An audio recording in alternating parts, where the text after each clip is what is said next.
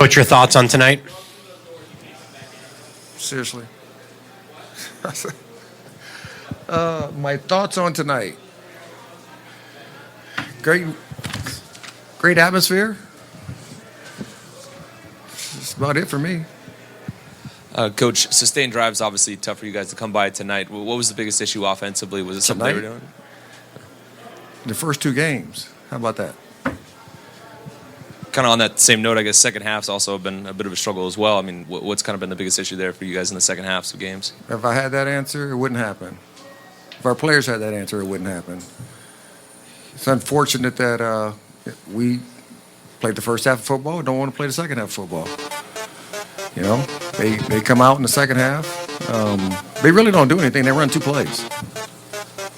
They ran the outside zone, and their quarterback died. The whole second half, and we didn't stop it.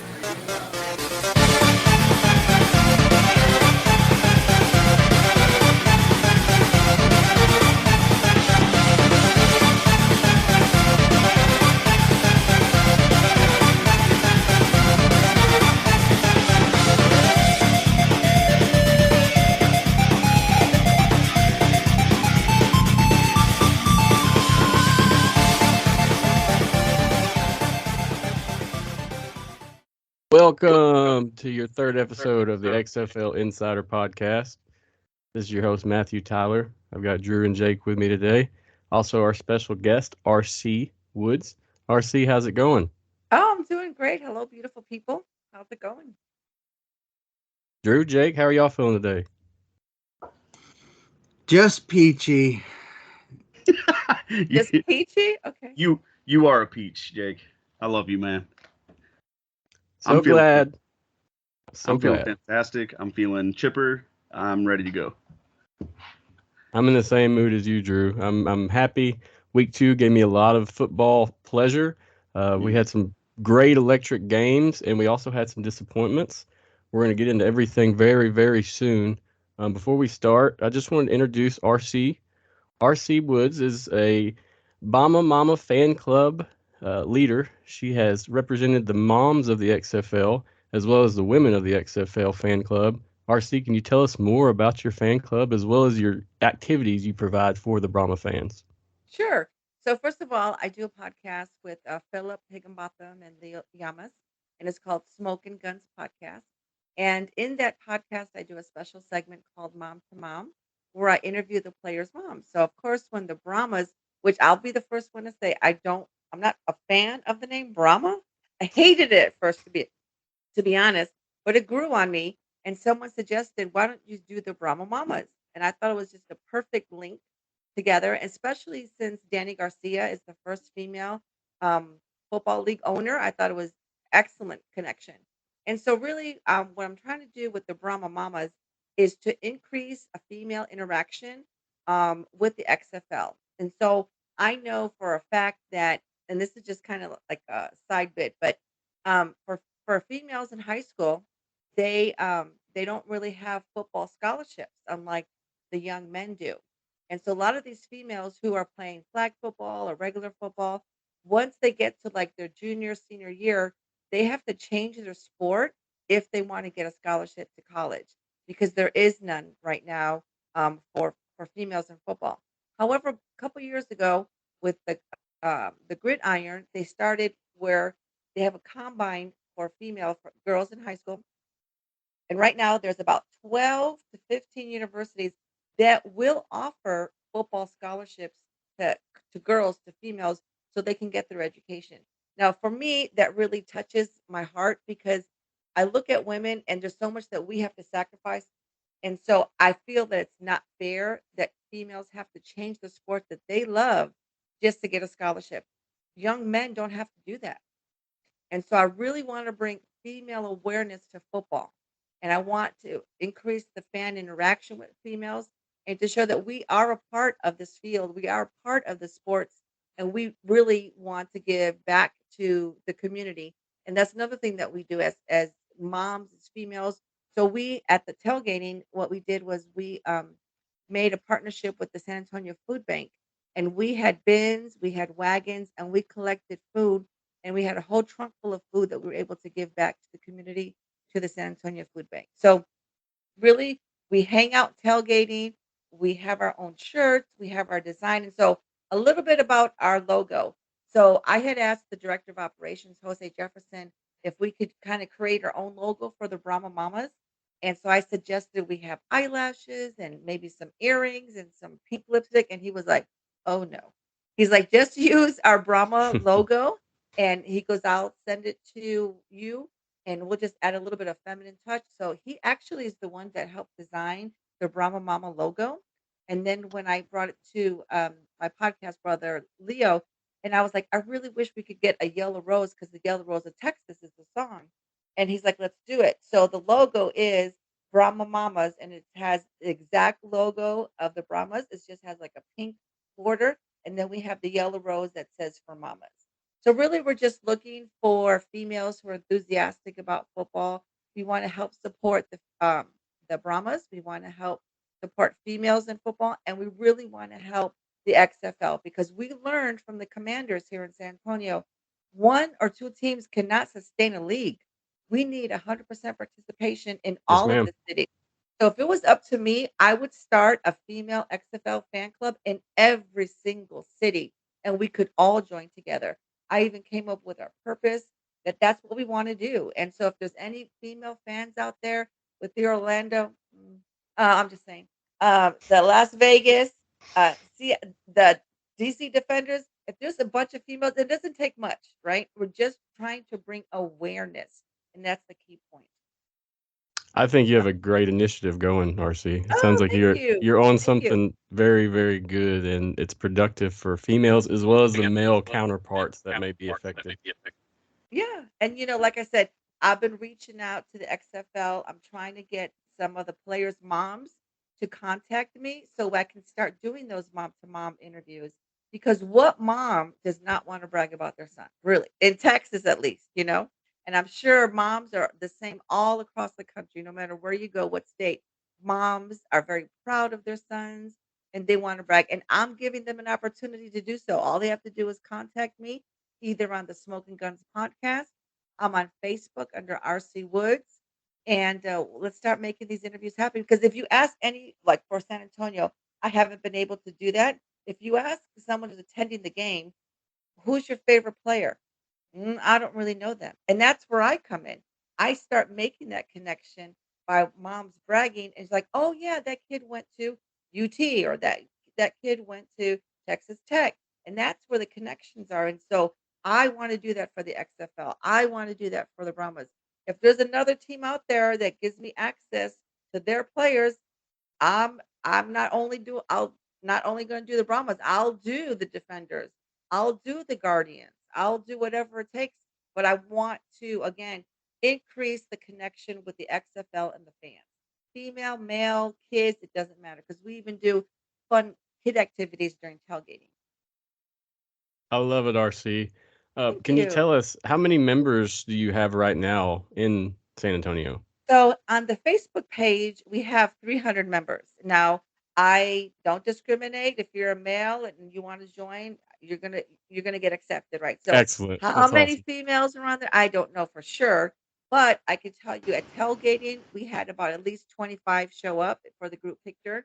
When we had the watch party this past weekend, there was at least another 15 there. So there's some active members and then there's not some active members, and that's okay too. Because again, if I can go to the XFL and say, look, we have 300 members in the Brahma Mamas, take us seriously. Help us to help you increase the female interaction and the female interest from all the teams, not just the Brahma Mamas. We need to have more female interaction across the board. You're Definitely. absolutely right. There's a bunch of female fans in the XFL. Like every broadcast that you see Hmm. a whole bunch of females in the fans, and it's not really typical for females to kind of latch on to anything new football. A lot of females are just like not about football whatsoever. But the ones that are into it are Hmm. usually super into it and really want to get Right. more involved. True. And that's especially true with the moms. The mom. I mean, that goes all the way back to uh, That goes all the way back to Little League, like the team mom. Everybody loves the team mom. She's Everybody. bringing chocolate at the end of the game. She's got the sports drinks. She's got everything, right? Hmm. The And orange slices. Orange slices. That's right. orange slices are where it's at, right? I'm telling But you. seriously, like the moms are the staple of the family, and Hmm. that doesn't stop just because their sons are old, right? Right. That's lifelong.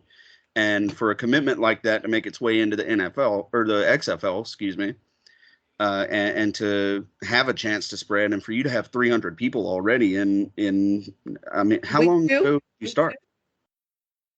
We started, I guess, right after one of the first watch parties that we had with Heinz Ward. I brought a sign. I don't know if you can see the sign behind me, but it says Hmm. Brahma Mommas. And I took that to the meet and greet, and I saw Heinz Ward, and I was like, "Hey, I don't know if you remember me. I'm RC from the podcast from the Commanders." And he was like, "Yeah, yeah, yeah. Nice to meet you, right?" And then I was like, "I'm friends with Vic Gregovitz, the president of the Commanders," and his head was like, "Whoop!" He's like, "I do remember you." And I was like, When can you be on the podcast?" He's like, "Whenever you want." And being a podcaster, like, next week? He's Yeah, like, right. okay. And so we were the first podcast in San Antonio to actually interview Heinz Ward. And in That's the beginning, he said, "I'll give you 15 minutes." The interview went 40 minutes. Wow. wow. That's one thing I like about Heinz Ward. He seems like just a genuine person. It's watching Mhm. the sit down between all the coaches that the XFL did. Uh, like he just seems like he has a heart for it. It's not even about money. It's not about really anything other than he just loves football and loves helping young men develop into grown men and chase their dreams, which is really what the XFL is all about. Like, That's true. and for him to turn around and give back to a cause like yours just shows how much he's bought in. So Mhm. I'm a huge fan of Heinz Ward. Yeah, he's a great guy. And then I had told him because in the Commander days, the players would call me Mama RC. And that's to me the biggest compliment because I really do feel like I want to be the team's mom. If they need something, and I tell them all the time, if y'all need something, let us know because we have a great following. And if it comes from someone they already trust, we've been in the podcast for almost 4 or 5 years since the Commanders.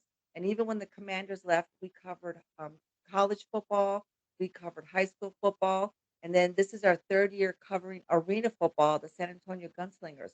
So people trust us.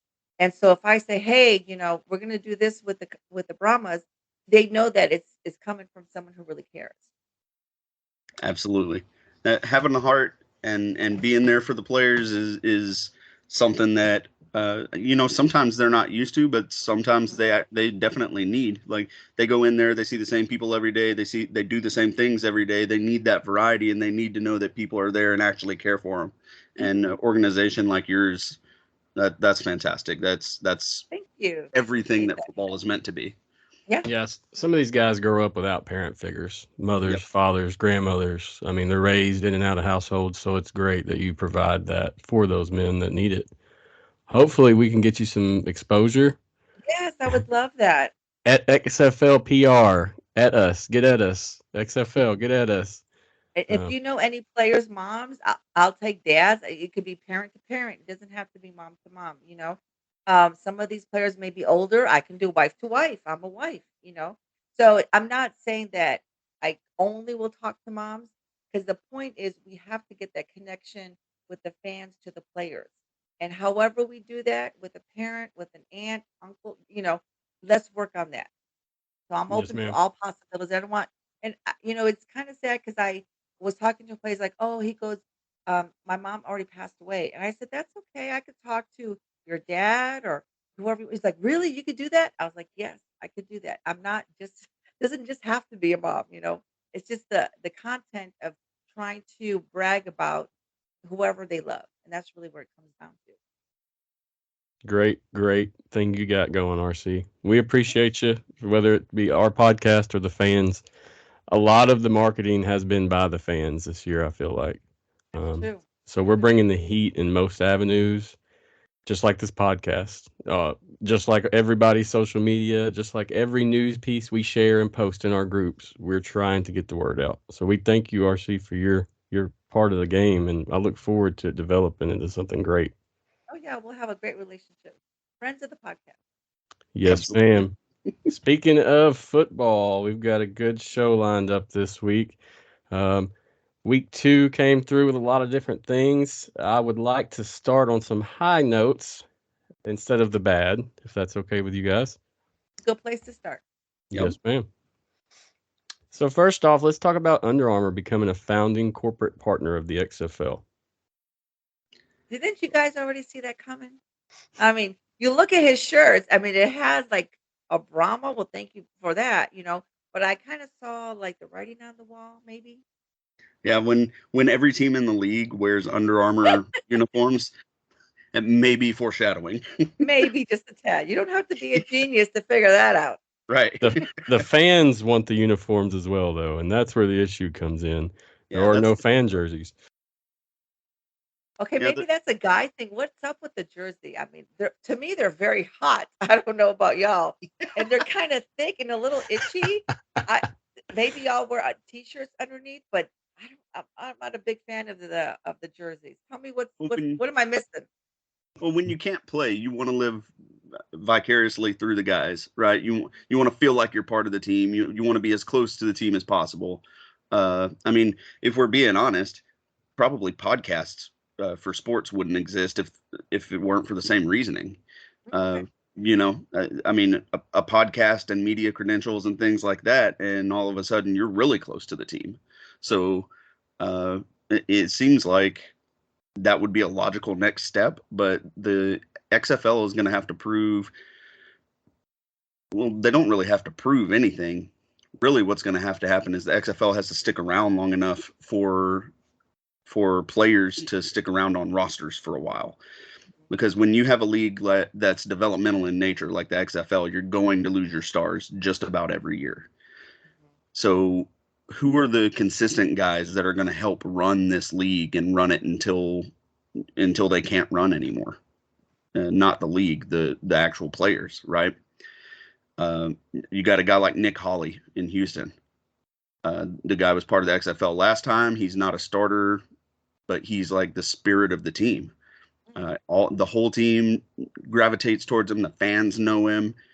He makes big plays when he's around the ball, but he didn't get picked up to the NFL last time, so he's back again this time. So it would make sense in my eyes to have a Nick Hawley jersey available, right? I'd buy it. Oh, yeah. I mean, I would be all over that. That would be cool, but it doesn't make a lot of sense at this point in time to make jerseys available unless you did custom jerseys. I think custom jerseys would probably be the way to go. Then, if fans wanted to, they could put whatever they wanted to on the back of the jersey. You could get a Brahma Momma jersey if you wanted and run around wearing it, RC. And there you go. Right. So, I mean, that opens up more avenues for fans to not only feel like they're part of the team, but also advertise on your behalf. I think you've got to do something to get extra merchandise to the team or to the fans. Okay. Yeah, if you go to the games, especially the Houston games, you'll see PJ Walker jerseys everywhere from 2020.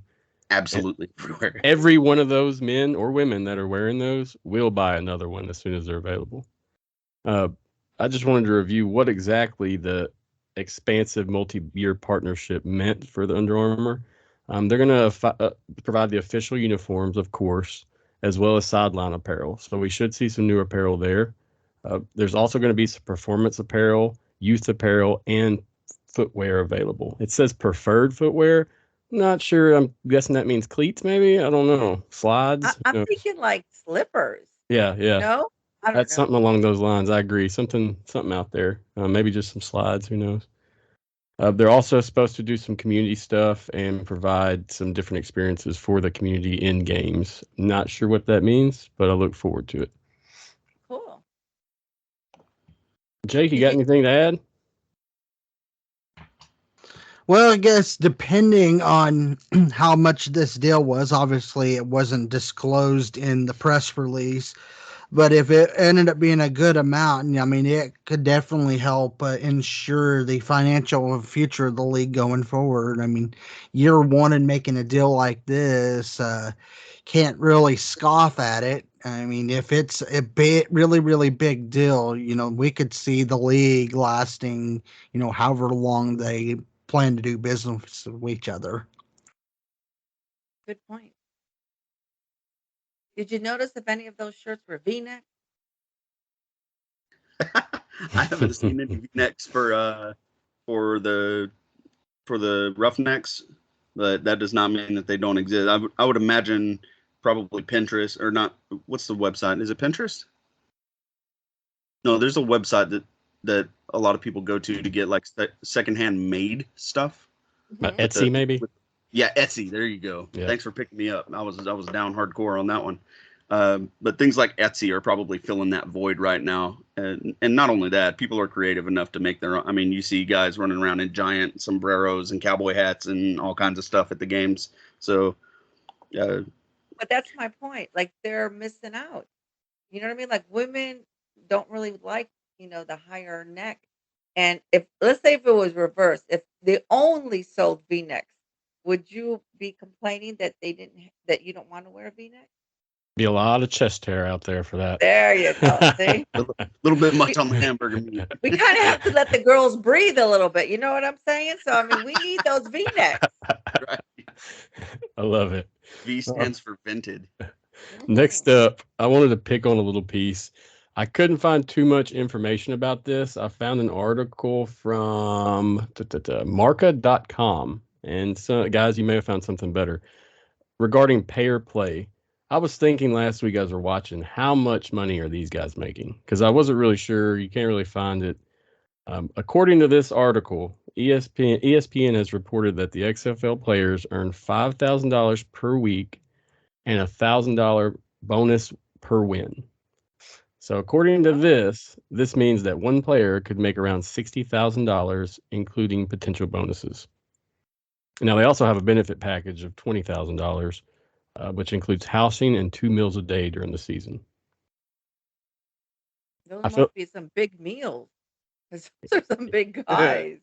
Yeah, I mean, I've seen the Rock's. So when the Rock does his refeeds so he has one day where it's like a cheat day, and this guy's eating like 20 pancakes for breakfast and drinking raw egg, like just being crazy because he's the Rock and he can do it. Yeah, like, of course.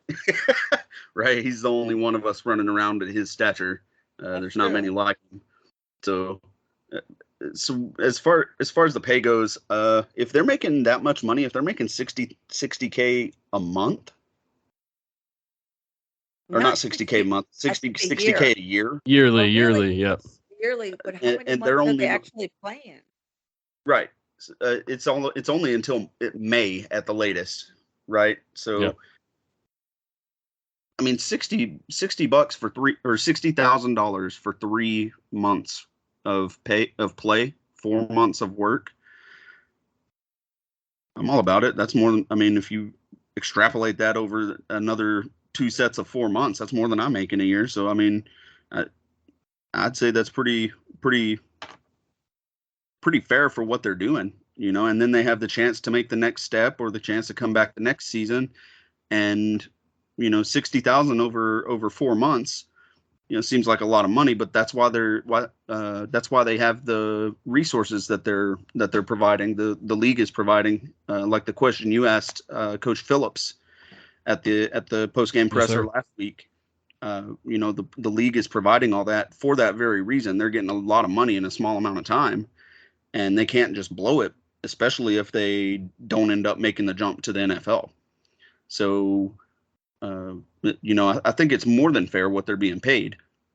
How they make it, that extra 8 months, $60,000 is equivalent to some of the teacher pay in Texas. Some of the more teen, yeah. So, it's not an unlivable salary if you do your money right.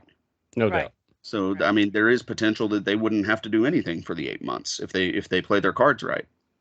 But I would imagine in the off season they're probably going to have to, maybe deliver some pizzas or something. Just pick up a job, work it. OnlyFans? No, I'm kidding. I wasn't gonna go there, but yeah, it's honestly, I think this is a very, very fair pay scale, and it's way smarter than what the XFL tried to do last time, and way smarter than what the was it the AAFL did, where AAF, AAF, the AAF, yeah, Commanders. Alliance of Yeah. American Football. that was bad. That was really bad. I enjoyed it. Memphis all the way. Sorry, the Silvers was there back then too. I still love the Commanders. Still love the Commanders. That's awesome. Yeah, that was a good league in terms of jerseys. But moving on. Oh, the next piece I want to discuss is a sensitive one for all of us XFL fans, and that is the Vegas field conditions. Oh my Lord. Guys, Jake, Drew, RC, anybody, go ahead and give us a start on this. I don't even want to break the shell on this. I'm gonna let somebody else go on this one. So I'm pretty particular on this. Well, I guess I'll start. I was very disappointed how the field looked. It did not look professional. And I think people are watching to see how the first couple of weeks are going to go to see if they're going to continue. So I think you need to put your best foot forward. And I know they had some issues in Vegas with the field, but it was a baseball field. It didn't look good. Attendance was super low. And of course, the rain had a lot to do with it. But, and then when they panned to the fans or lack of fans, I think the total was 6,000 that they had in attendance, roughly. Compare that to San Antonio, we had 24. Again, I don't want to sound like a broken record, but we need to show our best foot forward, if that makes sense. And one or two cities cannot, keep the attendance up for everybody. Even like I think the two football teams that played that first week, we doubled both of those. It was like 12,000 each. And then for Las Vegas to show six, it's just very disappointing. I know the weather had something to do with it, but and I think they have that contract for 1 year, and then after that, I think they're going to go play where the Raiders are playing that in that dome. But in 1 year, I don't want to say it too loud, but are they going to get there? It's a fair That's my question. take. Yeah, the metrics were not good for that game. The before metrics of spray painting the ground or implanting field turf, right before play. You could definitely tell some of the guys did not want to be there at first. I'm not going to mention names right now, but from the game of play, I could definitely tell. In the end, can you blame them? No. Or are they getting the media attention that they want? I'm not sure. Regardless, if we at least got football and we know what needs to be improved within the XFL, and that's what we need to work towards. I don't think we're going to be perfect, and I think a team like San Antonio is really going to carry a team like Vegas because you're going to have to. I've got a lot of reports on Facebook from guys that went, and they had a really good time. They said the field conditions were bad, but in terms of fans, it was good. You could see from any angle. You could go to the concession stands and get something to eat and drink and still watch the game as you were getting your item. All the bathrooms were clean, empty. They had attendance. So I've heard a lot of good things in terms of people that actually attended. That's all I've heard good, though. So, Jake, you got anything to add? Based on what I had seen and pictures and everything, it just didn't seem good at all. I do think for the situation that they have, if they have any chance of packing the stadium, they definitely have to do something better than what they're doing right now. I mean, it's already bad enough that you're in a former minor league stadium that fits no more than 12,500, and that's including standing room. And I mean, ultimately, if there's any chance of them renewing that agreement, the city of Las Vegas is going to have to do something to upgrade that facility. I know that there were some discussions out there that they couldn't use the facility at UNLV because some weird likely corrupt agreement that was done where they couldn't allow anybody other than UNLV Sports to play there. And I'm not exactly sure what was behind the decision with the Raiders to not, allow anything. Maybe that's an agreement with the city. Uh, there's a lot of stuff that's still unknown about this situation. So, I mean, they're trying to make the best of the situation. They're trying to make it Cashman, but I mean, if there's any hope of staying there next year, the city's going to have to make some significant adjustments to at least try to upgrade that capacity to 25,000. So you made some good points, Jake. NRC, you made good points too. I think so. I'm a little bit old school first when it comes to football. There's no mercy from me when it comes to, oh, the field is wet, oh, the field is crap. There's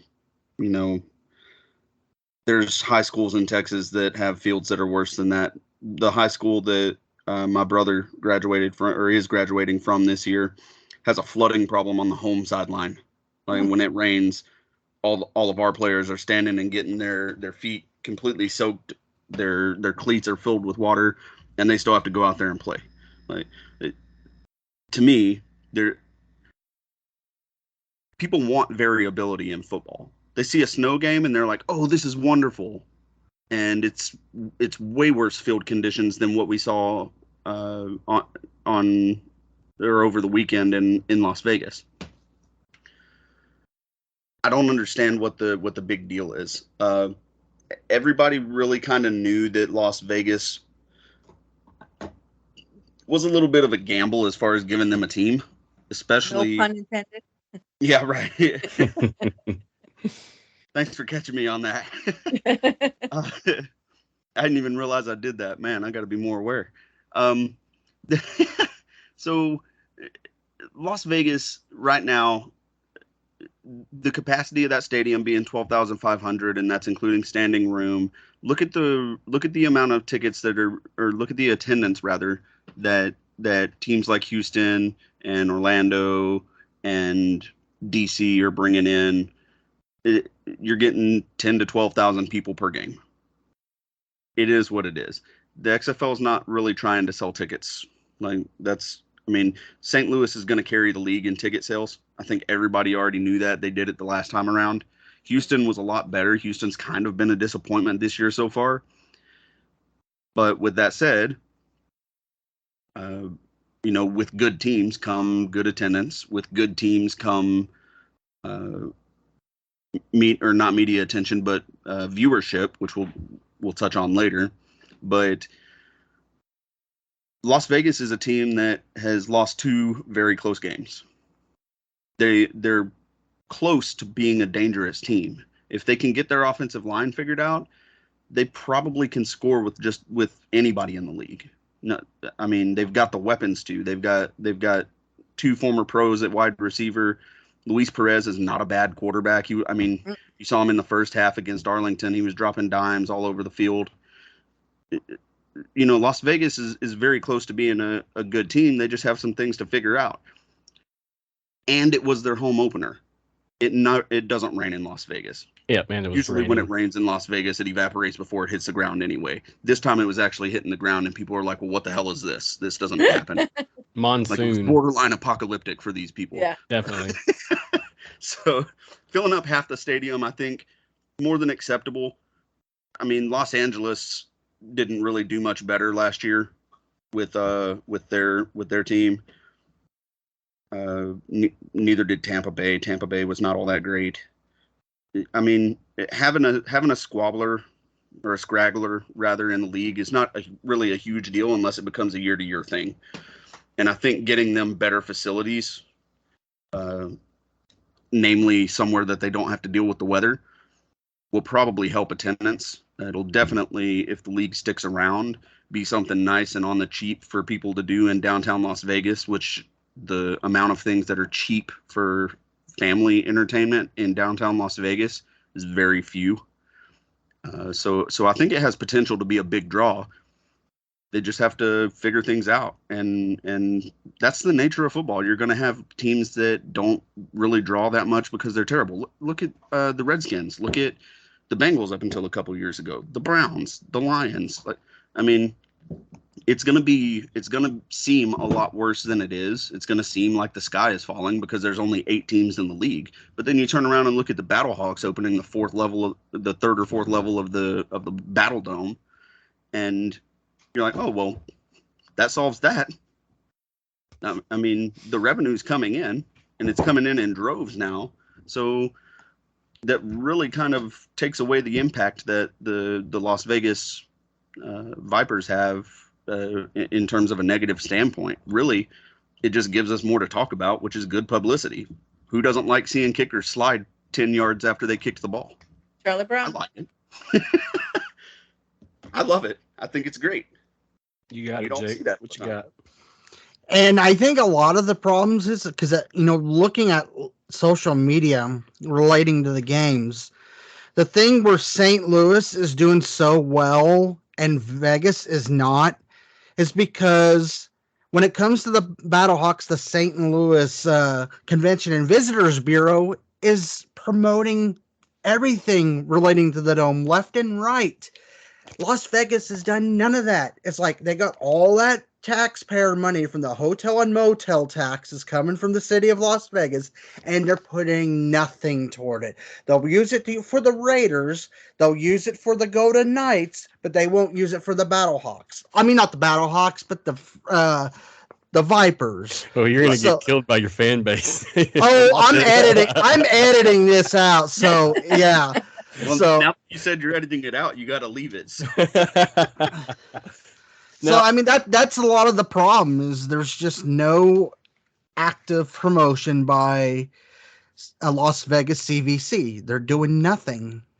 If I remember correctly, they didn't start selling single game tickets until last month.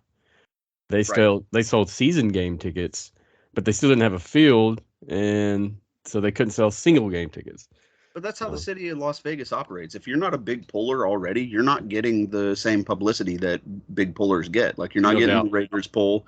You're not getting the same pull that, like, Elvis impersonators get. You're not, I mean, the sites in Las Vegas are the sites. The people that they have booked that come in and do shows and all that stuff. Like, if Britney Spears has a show, I'm sorry, XFL, but Britney Spears is going to get seen more than you. It's like, that's a given, right? Any number of fans, any number of comic acts, any number of magic shows. You can't match the same publicity that a city like St. Louis that doesn't really have a sports team other than the Blues in NHL. You can't expect that level of promotion. I mean, in St. Louis, and you're probably going to get mad at me for saying this, Jake. Actually, everyone who lives in St. Louis is probably going to hate me for this, but St. Louis is not a fun city. It's just not. The Cardinals are there. Okay, I mean, it's a cool stadium. It's a cool thing to do. The Blues are there. They've been good recently. Still just kind of like a cool thing to do. But those are the only 2 cool things to do in the city, really. They have the art. From a sports perspective, there's not a lot to do. They love football there, though. Have you ever got to witness that yet? Yes. You have? Yeah, they're it's a time. die-hard about football. I mean, they're die-hard about high school football out there. It's crazy. It's borderline. I mean, they're the reason the term fanatical exists. So they have a way different audience that they're able to cater to than people that are coming in for 3 days and probably going to be drunk for 2.5 of those days and not even remember what they did. Jake, you got anything to add before we move on to the next segment? You know, it's funny. Yeah, we love our football, but you know what? St. Louis is also the unofficial capital of soccer. Oh, the passion of all those fans, whether it's in the city or in the county, all the whole metro area, east or west, and even in Illinois. I mean, most of those players that's on that team right now playing for City SC went right across the river at SIUE. So they're passionate about their soccer as much as they are about football. Hence why they celebrated once the city and the county got their money from the NFL over the Rams pulling out. Well, I mean, you get that kind of money, I'd be celebrating in the street too. Money talk. Right? Always. All right, guys, let's move on to our next segment. Let's talk about the TV ratings. Jake, I feel like you are equipped to talk about this, so can we hear about it from you first? I hate to say it, this week I did not come prepared in that department. I did see some numbers, and as stated in the notes, it was down. I think the biggest issue there is that, yes, these were cable numbers, not including streaming, and I think our biggest issue is where the hell is our ABC game? We need to have an ABC game of the week that you know is going to get 1.52 million listening, tuning in. Go ahead Hey, and say it. You hate Grey's Anatomy. Yes, exactly. Seriously, I said that even early on that, I mean, the hell if it put the Battlehawks on you, the St. Louis people aren't going to care. They'll stay up until 12:30 in the morning to watch it. Now, so it reminds me a lot of the AAF when it came through. The first game AAF had on a mainstream TV, it blew it out the water. Greatest thing ever, supposed to be the newest spring football phase. The next game, it declined by half. Very similar, according to articles that are written. Right here, I have an article from Sports Business Journal by Austin Karp. He notes that the league registered a 67% decline from week 1 to week 2. And that is just on mainstream networks, as you said. I believe a lot of us are watching this on streams, whether it be YouTube, ESPN Plus, Fubo. There's a lot of different streaming places. And I think from gathering from my Facebook stuff, it seems like a lot of fans are scattered, and the true fans are finding a way to watch it, and we're paying for it also. Yeah, I mean, I think we have to be real with ourselves here. Any spring league has a lot of challenges facing it. It's got spring programming like American Idol that they're competing with. It's not a proven product because it's not been around, and the last several iterations of just about any spring league have failed horrifically in public for everyone to see. I mean, pair that with, yes, they have star power, but these are either guys that a lot of people probably NFL fans think are washed up or don't have the talent anymore. It's a hard draw. Like you're really dealing with hardcore football fans that are watching the XFL or any spring league, and in my opinion, ratings are kind of relative. I think they've got enough backing. I mean, obviously, the Under Armour's doing plenty right now. Under Armour's doing plenty right now, helping just get the league out there, or the league image out there with the uniforms. The uniforms this year, I think, are fantastic. The fact that they've just become, this big founding corporate partner of the XFL, that's going to pump a lot more money into the XFL and give it more staying power. I don't know. Ratings are important, but ratings dropped from week 1 to week 2 in terms of average in the second iteration of the XFL. Did the same thing in the USFL, did the same thing AAF. The trend is for these ratings to go down until the quality of play picks up, right? When you're entering a spring league, you don't know what you have on offense. Usually the defenses show up a little bit more. We've seen that this season so far. Some of the teams are starting to get their offense figured out. It seemed like San Antonio took a big step forward with their offense last week against Orlando. I mean, granted, Orlando is not anything great, but it's a excuse me. to me, it's not a huge deal that the numbers are dropping. Once you get out of American Idol's tryouts, things that are heavy pullers, I think you'll start to see a little bit more stabilized viewership, and it'll kind of match. You'll be able to match the numbers in attendance to that as well, in terms of what the individual markets are doing, for their teams. I don't see it being a huge deal. It's gonna drop for a couple of weeks until things level out. I think one thing that we have to focus on is not just to promote your team, but to really to promote the league. So on my Yeah. Facebook page, I said, "Hey, who's watching the Vegas game?" Right? I had like 35 people respond, and some people were like, "Oh, I forgot about that. Thanks for reminding me." And then we were able to communicate and interact, right? So of course we want to have watch parties for the Brahmas, but let's think about having a watch party for a different team. So I think it's so fresh, that people need to be reminded there's other games out there. We need to support other teams. So not just be a fan of the city that the team is playing in, but really be an XFL fan and just remind people, hey, let's all meet up at so and so and let's watch the game together. You have to get that interaction piece because it's new and people can forget. Yeah, no doubt. I think you guys have some good points. My question for anybody here, though, is come week 3, if we see a sharp decline in ratings, are we to be worried? I don't think so. I mean, the league is here to serve a purpose. I think it was our first episode. I made reference to the not so subtle references that the XFL has made to a partnership with the NFL. And although nothing official has happened, the NFL has made kind of tongue in cheek references back to the XFL as well as being used for development and things like that. So I think there's a lot going on behind the scenes that fans don't know about and that maybe some in the media don't know about. I don't see the XFL failing this time around. There is gonna be some direct competition with the USFL because the USFL's different mission is different. They're out to make money. That's their plan.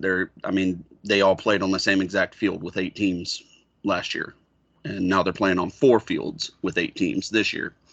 So apparently they made enough money to expand a little bit and use more facilities, but overall, and they made the move with the college draft that they had and getting rights to players that don't make NFL rosters, so the XFL can't touch them.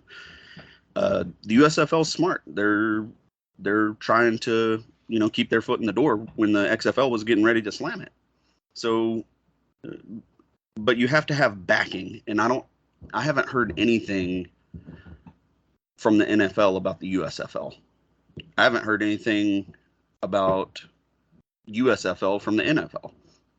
So it kind of, I don't know, I feel like there's a little bit of writing on the wall that the USFL, although they're pretty smart in the way they're doing things, doesn't have the same backing that the XFL has.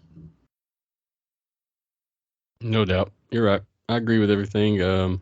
My point is just for the fans at home, I want to make it clear that those numbers shouldn't scare you. Keep watching football, keep supporting your team, and keep supporting the XFL so we can get through this season and come back year 2 stronger, better than ever. Who doesn't want more football? Come on. Yeah, I mean, Like year round. I'm not a hater on any league. I want both to succeed. My thing is XFL has my priority because that is what's going on right now. Once USFL runs around, who knows? We may switch over. But for now, we are the XFL Insider Podcast for a reason. All right. Anything else on that before we move on? Okay. So next up, let's discuss some player injuries, drops, and acquisitions. Now, from searching the media folder from XFL, I don't see any acquisitions or drops listed. So we're just going to go ahead and skip that portion. We can talk about some injuries. Would anybody like to get started with that? I do know that we had 2 injuries with the Brahmas. Don't ask me what players or what their names are. Maybe y'all know, but I do know there was 2 injuries that were reported. Yep. So defensive end Mike Scott is dealing with a hamstring injury. He did not participate today in practice. Linebacker Jordan Williams also did not participate. I believe it was a knee. And then there's a list of or a whole host of players. I think it was six other players that were limited today. Limited really doesn't mean a whole lot, especially on a Wednesday when you're playing on the weekends. But there were 3 offensive linemen that were dealing with leg injuries on that limited participation list. So depending on the severity of those, they could be listed limited to see if, it could be a coaching game to see if Houston's going to prepare for their starters, because one of the guys was Chidi Okeke, right? Very good offensive lineman. It would definitely be somebody that Houston would game plan for. So who knows? It could be just a little bit of coaching, smoke and mirrors. Houston had a lot of the same, or not a lot of the same. It was a couple of the same. They had 2 linebackers that were limited, but that was the only thing on the Houston injury report. All right, let's just slide into the Orlando Guardians next. Nick Cole, he was a defensive lineman. He was limited today. And then Jacoby Jones, defensive lineman, he was limited today. One was a foot. Jacoby was the groin. Both of them will probably play from looking at the limited status. That name sounds real familiar. I wonder if he played with the Commanders, Jacoby. He's I had a could be wrong. career. He's been a few places. Yeah. Okay. The name just stuck to me. Well, I wish they could get better soon. I'll say a prayer for them. Yes, ma'am. Next up, we had the Arlington Renegades. Anything notable there? We had a tight end, Alex Ellis. He has a shoulder injury. He did not practice. Then we had a defensive lineman. And now help me out with this, Drew. Thomasay. Can you say that, Drew? I'm gonna rely on you, brother. Thomasay Lalui. He hurt his back and he did not practice either. How do you spell it? Just out of curiosity. Laulile. That's his last name. It may be Tomasi. Tomaisi. Oh, I bet you it's a Hawaiian or Pacific Islander name. It's Could be. Sounds like it. Tuaimi. How you spell the last name again? I've got to figure this out now. We're moving on. we got to hear it once and then we'll get it going forward from then on out. Jake, you want to tell us about some Battlehawks injuries? I know you got the scoop on that. Yeah, as a matter of fact, I got this from Brian Stull just before the show. There were 4 players that were in limited activity for practice. Hakeem Butler, who's a wide receiver, Travis Feeney, who's a linebacker, Mike Hampton, who's a defensive back, and then Brian Hill, who's a running back. So they had some sort of activity. The only person that did not participate on Wednesday was Marcel Aitman, who's dealing with a hamstring injury. I think the biggest issue is going to be for DC this weekend because there are 4 players out. Center Mike Maedy, who did not participate Tuesday or Wednesday due to an injury to a lower leg. 2 offensive linemen are out with knee injuries. Cody Conway and Ty Clary, they will not be playing. And then there's a defensive lineman, Cron Reed, with a hamstring issue. There were a few that either had limited or full participation. So there's like 7 or 8 other players that are either probable or will be available for play this weekend. Well, I know injuries can really stir up the starting players. And so hopefully those injuries won't affect the games this coming up week. Definitely. I could definitely see it making a difference in DC. There is a lot of injuries and did not practice across the board for them. A lot of different mixes of injuries as well. Everything from a hip adductor to a hamstring, knee, quad, pec, cervical, hamstring. Everything's on this list. So hopefully they have a good trainer. Well, I'm in the medical field. I'm a speech language pathologist. So I work with a lot of occupational therapists and physical therapists. And they said conditioning is obviously one of the biggest factors when it comes to injuries. Yes, And ma'am. I'm just gonna skip back to our San Antonio Gunslingers. In that league, the NAL, we had the lowest percentage of injuries, and it was all due to conditioning. I feel, and also we had a sports massage therapist, um, Laura, and she was the one I think that really reduced a lot of those injuries. Yeah, a good trainer and their staff is necessary for a successful football team. Mhm. I'm wondering if some of these injuries didn't come or they just came because we started play a little too fast. And that's evident in how these guys are kind of jiving together on the field when they play. You see, as we go, the game of play is getting a lot better, but Yes. it's rough and choppy. Mhm. Well, So the last, teams oh, sorry, go need ahead. time to gel. And that's the difference between week 1 and week 2. You could see the momentum kind of connecting with the players, definitely with the quarterbacks and the receivers. So I'm looking forward to this third week because I think that's the more time they spend together. I know they're all in Arlington, right? But I think actual playing time, with pads on, I think it makes a huge difference. No doubt. Yeah, Last up, I'm sorry, go ahead. no, you're fine. Just one little thing. I mean, to kind of back up her point, strength and conditioning is something that you do year round. And if you don't have a dedicated coach, which a lot of these guys can't afford a dedicated coach by themselves, right? Mhm. Because they've kind of been either out of a job or in the spring league or in the USFL where they're only getting paid a certain amount of money. You can't afford a strength and conditioning coach. You might have connections at a college or something where you can go work out and stuff, but Mhm. a lot of these guys probably don't have access to that. So you're coming in base. I won't say cold because I'm sure they're all working out trying to stay in shape, but they're all coming in and not being on a program for in some cases 2-3 years. Like you're gonna have problems. So honestly, this is a chance to shine for some of these sports training teams. I mean, look at so right now San Antonio's got a lot of people on their list. Like they're either they're really good at their job or they're getting training on it right now.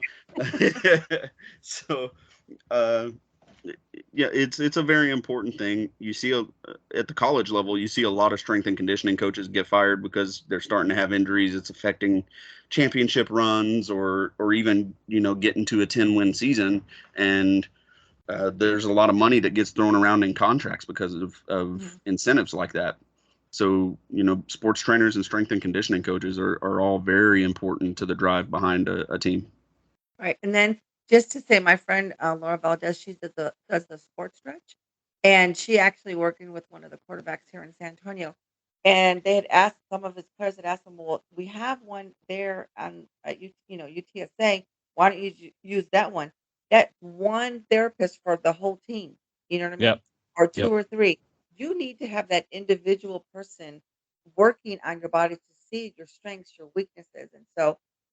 I'm just gonna put that out there, and if you're only making 60,000, you can afford maybe some one-on-one sports stretch, you know, during that week. I think they practice Monday through Thursday, so depending on the schedule. So they do have Fridays off. That may be a good time to look into, a personal trainer like Laura Valdez.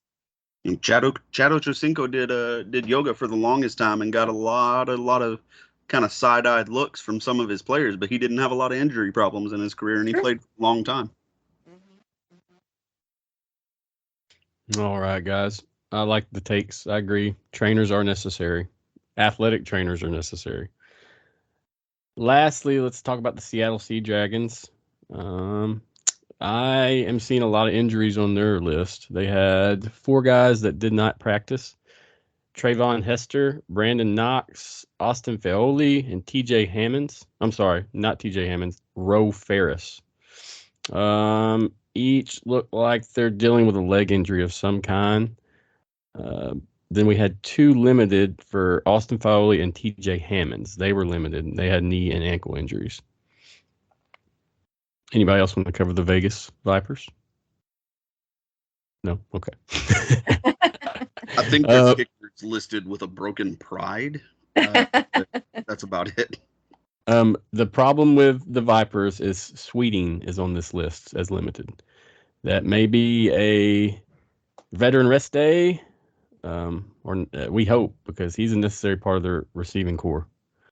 In terms of did not practice, there were 2 players, Marwin Evans, defensive back, and then Destiny Vaoi, who's a defensive tackle. I don't know if you have numbers on, say, the Battlehawks played San Antonio on Sunday, and they had a quick turnaround and had to play on Thursday. I wonder if that quick turnaround, that less days to rest, made an effect on the injury list. That would be a good statistic to see, Right. about if that makes a difference. Well, looking at it's theirs is one of the moderately short ones compared to the other teams, especially DC. DC's got a pretty significant names down that list that could really affect their roster. Some of the ones for St. Louis, mostly skill players, and then a couple of key defensive backs. All right, guys, before we move on to review last week's matchups, do we want to mention anything else about news, updates, anything that the fans at home should know? Well, unfortunately, I'm going to have to say goodbye right now. But again, everyone listen to our podcast, Smoking Guns Podcast. It's Smoking, no G, Guns with a Z. Join the Brahma Mommas. We're open to everybody. And if you guys can find some of those players' moms, send them my way.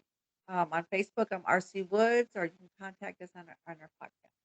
And it was a pleasure. You guys are great. I wish you guys would invite me in maybe one more time, like later towards the end, and we can talk about the progress that we've made. I definitely, Nope. yeah, we're excited. We're glad you came on. You are our first official off staff guest, so thank you for coming on and being a guinea pig for us. Great.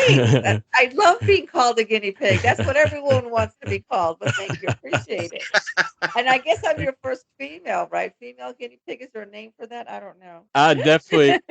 We definitely wanted you to get. I wanted you to get you on because you were a female. I thought that was important.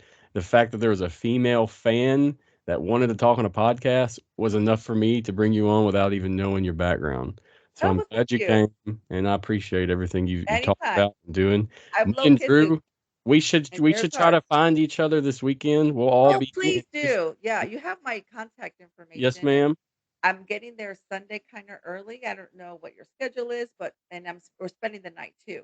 My 2 podcast brothers, Philip and Leo, so that would be great if we could all meet up. Yes, ma'am. Drew and I will be in the booth. We'll be down in the field doing some stuff, but we'll definitely find you. I assure you, we will find you and introduce ourselves in person. Forward. I don't know about all that. You tried. I tried to squeeze it in. I tried, right? Y'all Thank have you a good again, night. RC. We appreciate you. Bye-bye. I always say bang, bang at the end of my things. I got almost said bang, bang, and then Leo goes, well, I don't know if that blowing is working very good, but bang, bang. Later, RC. Have a good night. Bye-bye.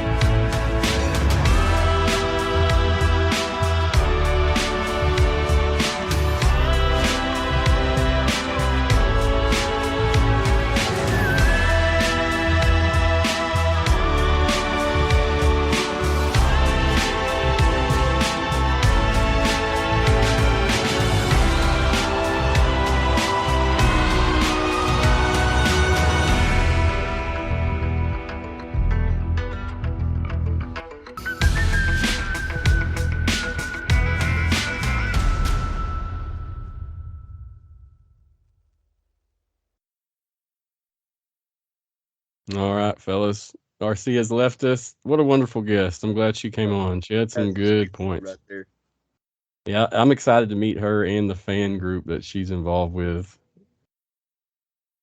Okay, now let's review last week's matchups. I'm going to start with the best one, in my opinion. The St. Louis Battlehawks versus the Seattle Sea Dragons. The Battlehawks beat the Sea Dragons 20-18 in another last-second finish. Jake, let's hear from you. Let's just say, what is it with St. Louis and 2-minute football?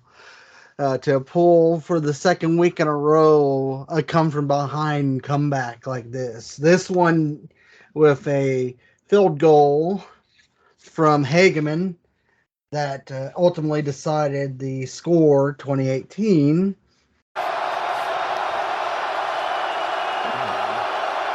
Hageman for the win.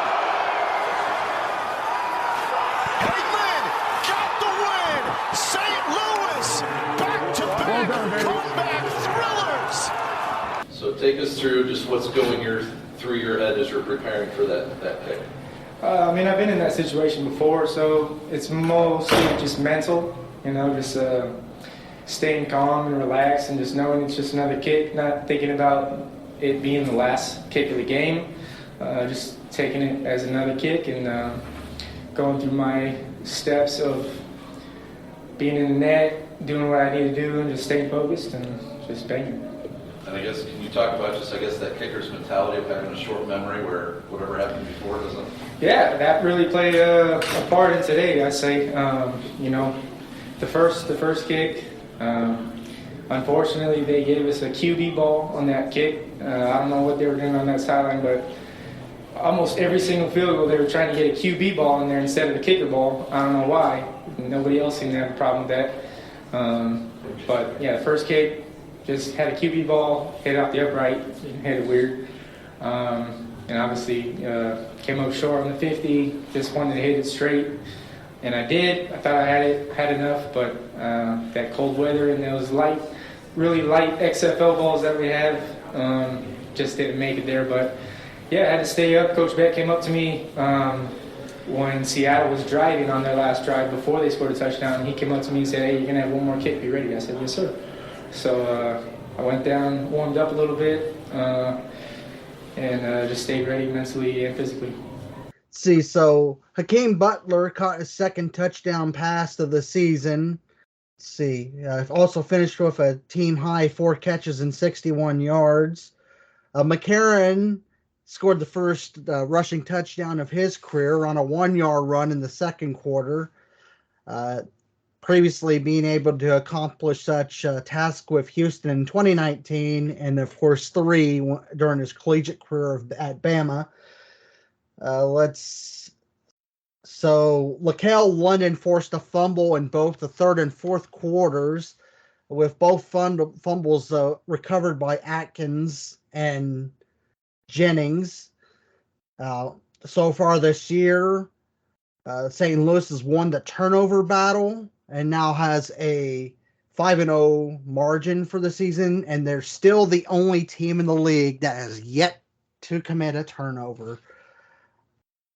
And of course, they've scored 24 of their 38 total points this season in the fourth quarter. 2-minute special. They're rolling. McCarron is looking like the best quarterback in the XFL right now. I won't say that next week, but right now he's looking pretty good. He's definitely looking a lot better than Jordan Ta'amu is doing it, in DC this year. I mean, I think Jordan wants to be in St. Louis. That's just my opinion. Oh, I'm sure he does. It just didn't quite work out that way. All right. Jake, before we move on, you got anything to add? No, just glad that they're one of the teams that are 2-0 going into week 3. Yes, sir. Can we talk about Seattle for a second? Do they realize that there's more than just the first quarter and half of the second quarter that they're allowed to play? I mean, these guys start off hot and then they just fall off a cliff constantly. And now, again, that has a lot to do with their offensive line just not being cohesive whatsoever. Ben DiNucci is like a criminal on the run constantly. Even that first touchdown, he was running for his life. He just kind of flipped it like an option pitch to Josh Gordon, and it was ugly, but it worked. They scored. Great. They made some big plays in the first half. or the first quarter. And then St. Louis clamped down on defense and absolutely, really, I mean, yes, St. Louis had to come back to win, but the dominance that St. Louis had on defense didn't, like, that's not the story that the score tells. St. Louis really controlled vast swaths of that game, especially in the second half. Yeah, Seattle will have to step their game up if they want to get any wins this year, unless it's against the Guardians. No, I don't know, because, I mean, at this point, they can't. So one thing Orlando has is a decent front seven, right, on defense. And if Seattle can't block them, Orlando might pick up a win against them. I mean, it's bad because Seattle's got such potential on that offense, and they just do nothing. And then they have a really good defense that doesn't let the team score a whole lot, and they're on the field constantly, just constantly. And by the time the second half gets there, those guys are gassed. They've got nothing left in the tank. So what do they have going for them? Like, it's not a good situation in Seattle right now if they can't figure out that offensive line. There will be a point where DiNucci will get hurt if they don't clean it up. And Oh, yeah. without him, they're lost. I don't believe they can play. All right, next up, we're going to move into the DC Defenders versus the Las Vegas Vipers. The DC Defenders beat the Vipers 18-6. Let's skip around the field conditions unless it's related to what we're talking about. Okay, Phyllis, let's talk about play. You got anything to add, Drew? So the field conditions sucked. No doubt. We know this. No, so DC has the potential to be a very, very good team. They've got to figure out which direction they're going on offense. They've got to figure out who they trust, or they have to figure out how to make the Teamu and De'Aaron King duo work like Houston is doing with Silvers and Cole McDonald. The experimentation, they give them full drives. Then they switch them to a couple of plays a piece, and it just seems disjointed. It doesn't even seem like their situational play calling. And luckily, Las Vegas's defense constantly stays on the field. So those guys were gassed by the time the second half came around. DC's defense they showed yet again who they are. Really clamped down on the Vipers. Didn't let Luis Perez do very much outside of that first touchdown. Not a whole lot to take away from this game. It was one of those ugly games. Everyone knew it was going to be ugly because, like we discussed before, the field conditions, blah, blah, blah. No excuses, though. And DC came out and played like there were no excuses for the game, and that's why they won. Yeah, I don't have anything to add on that. I think you're correct. There was a lot of fumbles, but we can relate that to the weather. It was very bad. A lot of rain. Yep. Yes, Jake, what you got? Just like Drew had said, there is a lot of opportunity that's kind of untapped for Las Vegas right now. They just need to get their act together and figure out how to best execute this playbook. And I'm going to be saucy right now. Right now, based on the execution department, they're acting exactly like their fans, and I'm going to say it. They are literally crapping themselves standing up, and they need to get their act together. Otherwise, they're going to start. It's going to end up coming to who's going to be the worst this season between them and the Guardians. And right now, it's not looking good for either of them right now. Yeah, and you're totally right. The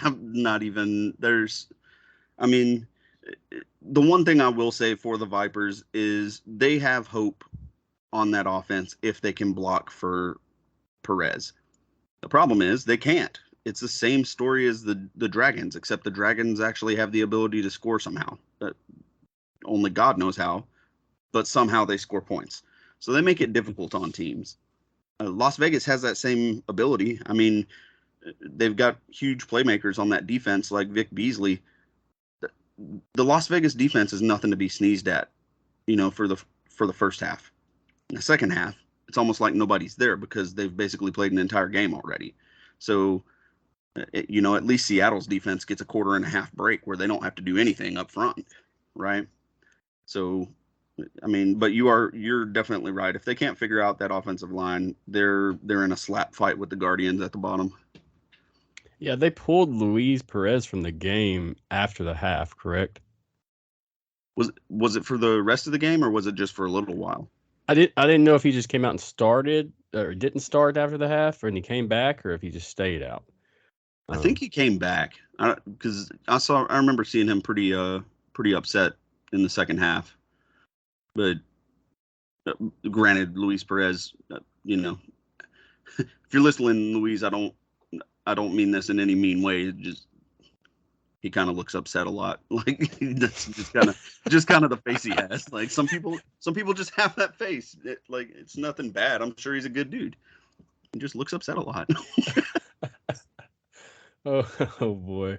Hot take by Drew Wills. Oh, I got plenty of them. All right, let's slide into the San Antonio Brahmas versus the Orlando Guardians. The Brahmas beat the Guardians 30-12. It started off slow for the Brahmas. After the half, they came out swinging. Let's fill us in, guys. What you got? Yeah, so I heard reports that the hired security in the stands for the Orlando Guardians was pinning 20s to the collar of fans and putting them on the field and giving them uniforms to play because Coach Buckley wanted new players. Welcome back to Orlando here with Coach Buckley. Coach, how do you change this momentum? We got to get different guys in there. Obviously, I got guys out there that are not competing, that are not making plays.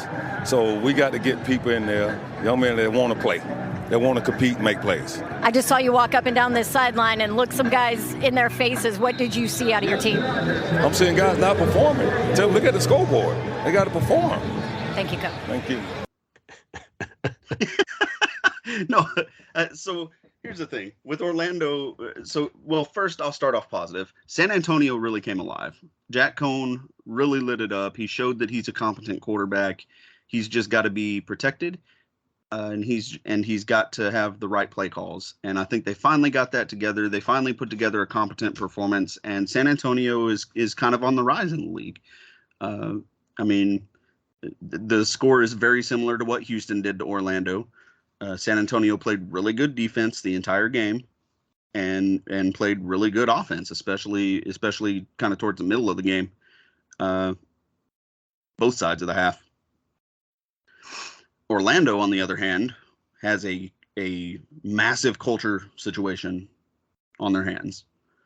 When you start calling out players publicly to the media on national TV live and questioning their dedication when the entire premise of the league is a second chance, that's a good way to get people to quit on you. And I quote, let me quote Coach Buckley real quick. We got to get people in there that want to play. Yep. That's the final statement of that interview. Yep. And to be honest, I don't necessarily disagree with him. I think he's 100% right. I don't think he has the standing as a first-year head coach to be making statements like that. I don't think he has the standing with the way that the XFL is, as far as their stated goal, to say things like that. That doesn't align with anything that The Rock or Danny Garcia stand for. I understand he's trying to teach personal accountability, but there's better ways to go about that. You address that privately. You don't run up and down the sidelines and, shake your finger at players. Although it was funny when Eli Rogers said, I'm not coming out of the game. And he said, this ain't your team, to Eli Rogers. Yeah, I thought that was fantastic. That's classic coaching. But I mean, there does come a point on football teams where it's a watershed moment, right? You've got to figure out who you are and you've got to figure out what's going wrong. And I don't think 2 weeks into the season is time to do that, especially in a league where you're not having, months worth of training camps and preseason and stuff like that to work out the kinks like the NFL gets. These guys had a month, maybe two. you don't get to just jump straight to the players. You better start evaluating your coaching staff and yourself as a head coach. How can you dumb down playbooks? Not necessarily that the players are dumb and need it, but when you simplify things, generally good things happen. There's just a lot going on in Orlando, and I'm going to be interested to see if the players have fixed anything, because DeAndre Francois seemed like he was stepping up and trying to be a leader. Like he was one of the many FCC fines collected by the XFL this week for F-bombs, because he told a offensive lineman to shut the F up and listen to the play call instead of trying to call plays himself. So it seems like, yes, there is some player individualism going on, acting outside of the team concept. But at the same time, if that's going on your team, you as a coach have somehow allowed that. So there's a lot of inward reflection that needs to be going on in Orlando. What you got, Jake? Any feels on that? The act of throwing your players under the bus, not a good light, especially doing it on national television. I mean, not near as serious as if it was on ABC, but still bad enough that it was on cable. And I just have a feeling that either The Rock or Danny Garcia had a conference with him at some point after that game saying, hey, this is not how we should be doing things around here, because it did seem like in the post-game press conference, he kind of changed his tune a little bit. I mean, still disappointed, but not near as harsh as he was at halftime. Yeah, I think as a coach, being around coaches, playing sports, a lot of us know coaches say things sometimes and they either don't mean it or they're caught up in the moment. There's a lot of reasons coaches do things, and a good coach will, when he messes up, he'll stand in front of his team and he'll apologize, but he won't leave it at an apology. He'll say that there's definitely work to do, and it takes all of us, including me, to do that work.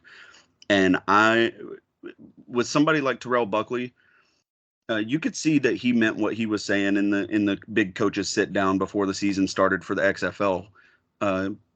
Just like the other 7 coaches. I mean, he genuinely wants to help these guys. And, all coaches have different styles. His style seems probably a little bit antiquated.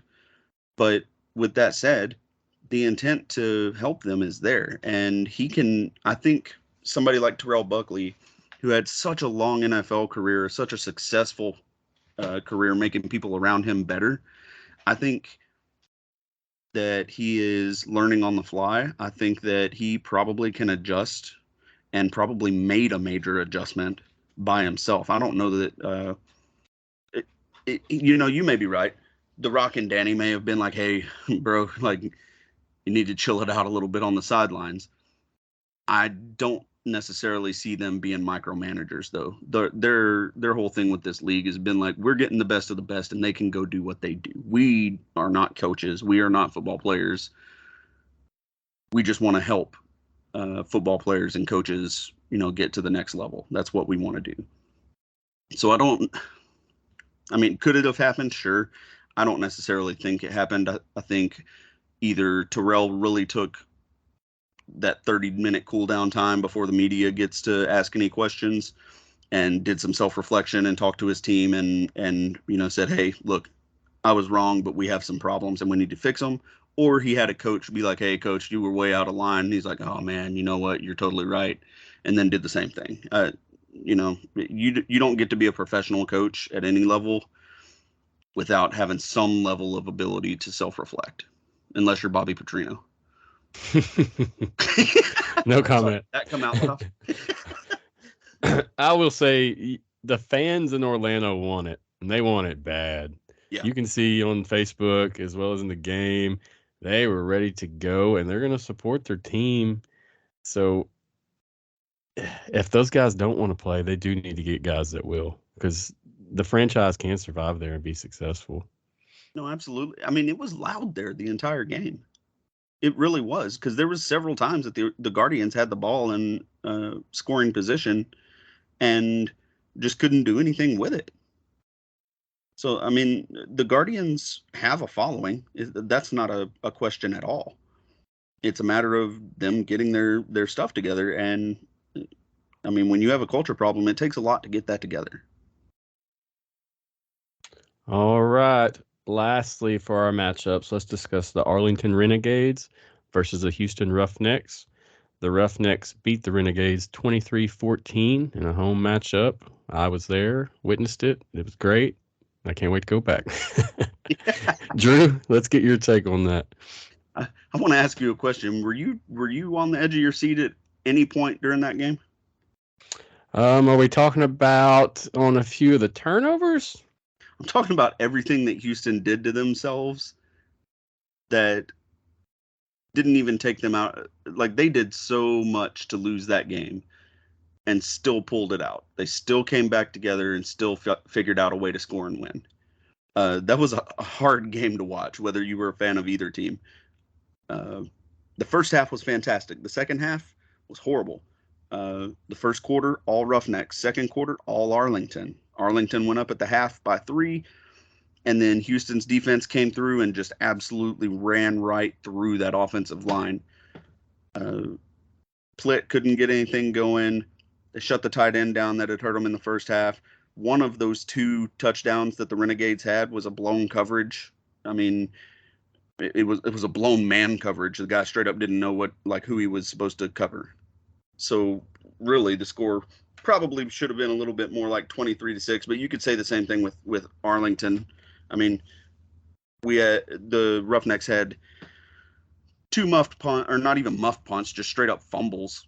One of them took a really crazy bounce and actually went farther upfield for Arlington. I mean, it was a crazy game. It had pretty much everything that you would want to see in it, or that you would not want to see, and it was for both teams. So it was really up and down. Not exactly the kind of game that I thought was going to happen. I did not hit the over, so I am now 3-1 with my picks across 2 weeks. I'm very sad to announce my first loss of the year, but I will bounce back. I will recover, and I will win you guys some more money. Please win it for me.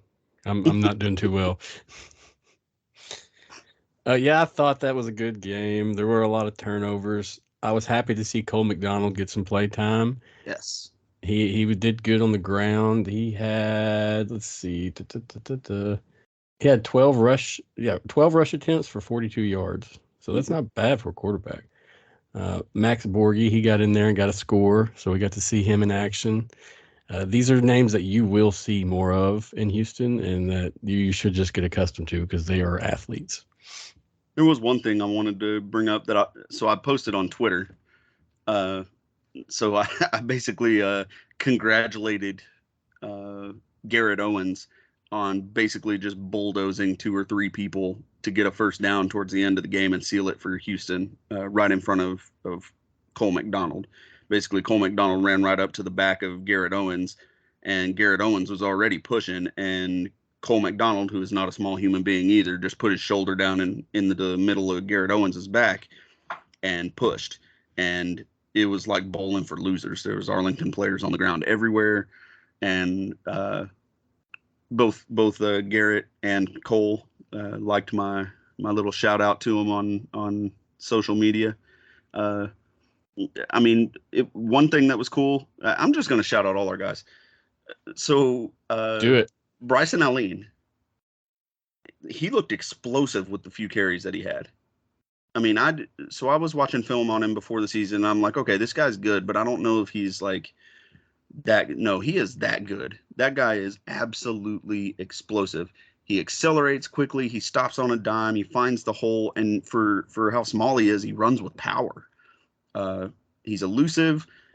I really want to see an expanded role for him in the offense behind Max Borghi. Brandon Silvers, I mean, he had a gutsy performance. That guy was getting hit from every angle. I thought honestly thought that Arlington was going to Troy Aikman Brandon Silvers, like just force him out of the league due to concussion. He was getting hammered all night. He took probably 5 decleaters and stood in there and made throws. Some of them were off. Some of them were on point and dimes, but really one of the more gutsy performances I've seen by a quarterback in a long time in any league. Yeah, we had some more John Trey Kirkland. He was out there doing his thing. John Trey, yep. And Nick Holly, he got an appearance. It was nice to see him finally get out there and do something. He was in the press conference afterwards, very excited that he finally got some play time. And after that play time, I am very confident we're going to see him playing in Houston a lot more. Yep. Man, John Trey Kirkland, LSU repping and gritty stepping, man. That guy has turned out to be a playmaker. If you remember during episode 1 of our podcast, I called him out as kind of a surprise to make the starting roster. Well, there's no surprise now. It's arguable that he's the best receiver on the roster between him and Deontay Burnett. Cedric Byrd also got him a score in this game. Yep, Bird's first score of the year. Yep. Jake, what you got? Well, I think the big thing to take out of this is Houston's now the only team in Texas that's undefeated. I'm not sure what they're going to name their cup. They're going to call it the Lone Star Cup or the Tom Landry Trophy or whatever, but Houston's definitely in the lead in those standings. According to some Twitter posts, it shall be known as the Texas Showdown 2.0. I don't know the accuracy of that, but be curious to see. Texas Showdown and Texas Throwdown. I kind of like Throwdown better because it's catchy. It's catchy. There's 6 games, so it's not like a one-off thing. I don't know. I kind of like Throwdown better, but it's whatever. It's whatever the fans make it. We have 3 2-0 teams in the XFL right now. That is the DC Defenders, the St. Louis Battlehawks, and the Houston Roughnecks. Yep. Out of those 3, I think we know who's favorable. I don't know. I think there's still some outsiders. Like San Antonio is kind of an outsider right now. If that offense really has picked up and it wasn't just the Guardians being a doormat, then San Antonio's got they're a real threat to those top 3 teams in the league right now. Also, Arlington, like you guys saw how they played Houston. They played Houston tough. They played them very close. It could have been a blowout. Arlington could have won. It was a crazy game, and Arlington hung in there because of their defense. Their offense found some plays in the first half, but they couldn't sustain it the whole game. So, I mean, it's like RC was saying earlier. So the quarterbacks and receivers are getting a little bit more familiar with each other, and it's starting to show. McCarron was a little bit rusty. The connection between him and his receivers was a little bit rusty in the first game against who was it? Was it San Antonio? It was San Antonio. Until the fourth quarter, he showed a little bit more flash throughout the game this past week against Seattle. Even Orlando was putting together some good passes, some decent ball movement. Arlington, like I said, had that good second quarter. Houston, they had probably 2.5 quarters where their offense was pretty good. So the overall offensive play in the league is on the up and up, it seems like, and that really spells more success for the league in my eyes. Better play, more fans to watch, no doubt about it. I told you guys last week when we were talking, San Antonio was going to come out with something to prove, and they did. No doubt. You were right. They came out from the jump. Between the 2 guys they got at running back, I believe they're going to be a good team. I mean, both of those guys are studs. Those shouldn't be real human beings. Those guys are just massive. I would like to meet them in person and just shake their hand. Do a little comparison. Looks like a literal army tank. He's just massive. I believe he hasn't got on fire yet either. He's still got some time to develop, and we're going to see him take off. Yep. The more that offensive line gels in the run blocking game, he's going to see success. I mean, he had a great game the first game. Was it what do you have? 85 yards, I think, on 20 something carries. Yeah, he had a really good game. Yeah, Nothing compared to this one. No, But no, he they was had a splitting different carries game. though. He was splitting carries with, is it Tolliver, I believe? No, I think Tolliver the man. Now you got me questioning myself.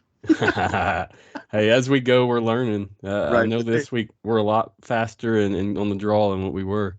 Yeah, no, definitely. And I mean, they were splitting carries, but I think that was part of the game plan. You can't just give a guy 20 carries anymore. Those days are done, especially running from the shotgun. A play can end in the backfield and 5 yards back, 6 yards back, just because you're already starting there.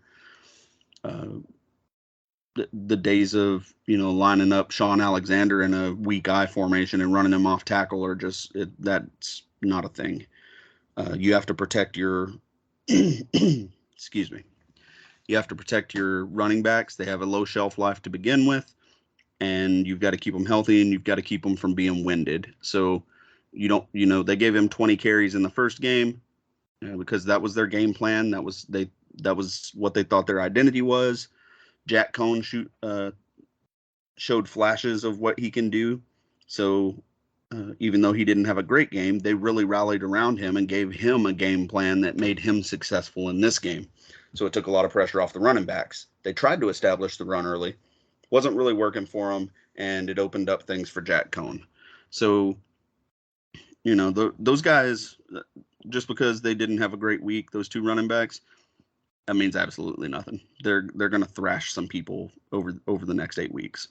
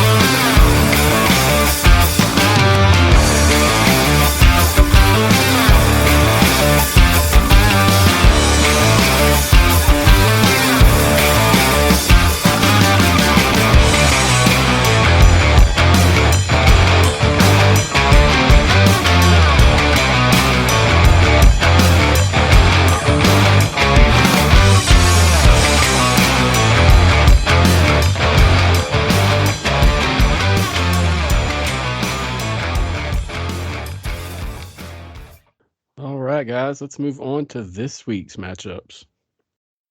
First up, let's talk about the Seattle Sea Dragons at Las Vegas, Saturday at 6 p.m. This is our only Saturday game slot of this week.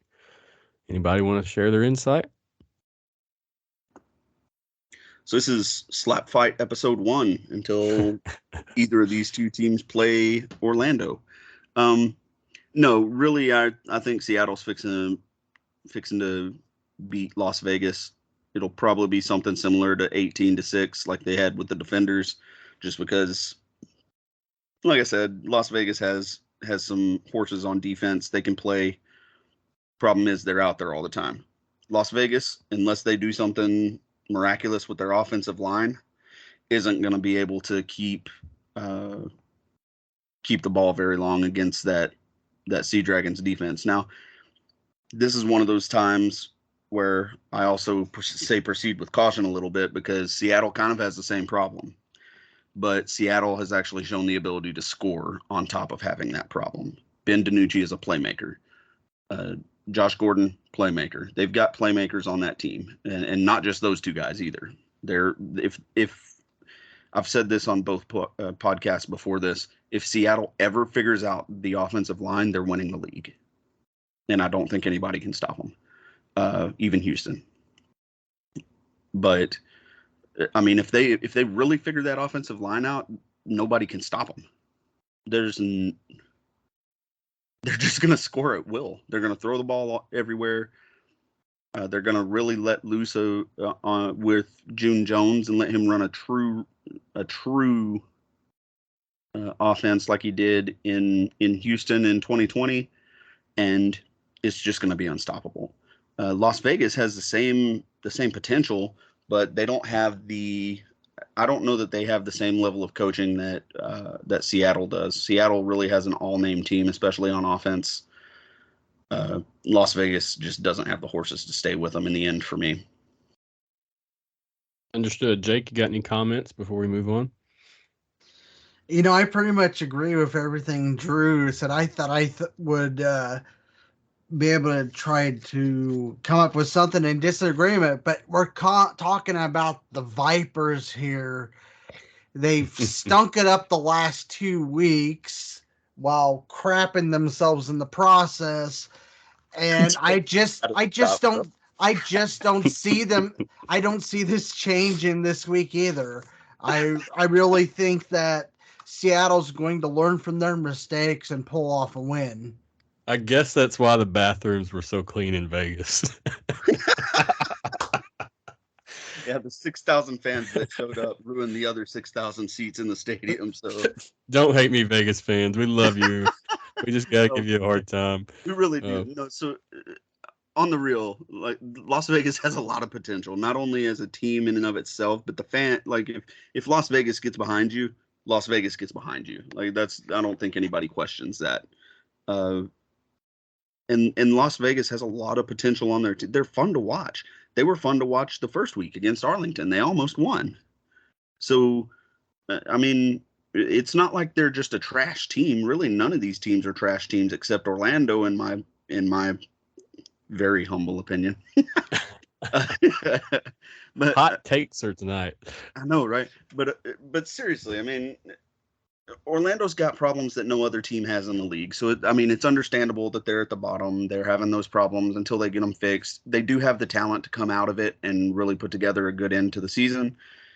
And I know I'm talking like it's over at week 2. Who knows? They could come back and win the next 4 or 5 games and really have us turned upside down. But speaking specifically of Las Vegas, they're close to, man. These two teams are really close to being really good teams, and it's a little bit upsetting from a fan perspective because it kind of brings down the quality of the league. But it also, like, this is a good game for the XFL because one of these guys has to win. One of these teams has to win. The XFL doesn't do ties, so yes, sir. This is, it's at the lower end of the league, but there's drama here. So yeah, it's a good matchup at a good time, especially when people are freaking out about ratings and attendance and stuff like that. Yes, sir. Agreed. All right, let's move on to the St. Louis Battlehawks at the DC Defenders.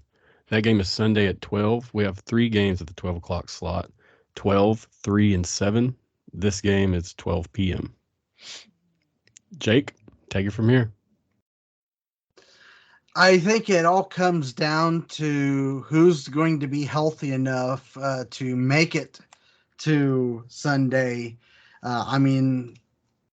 We discussed the injury update for that game.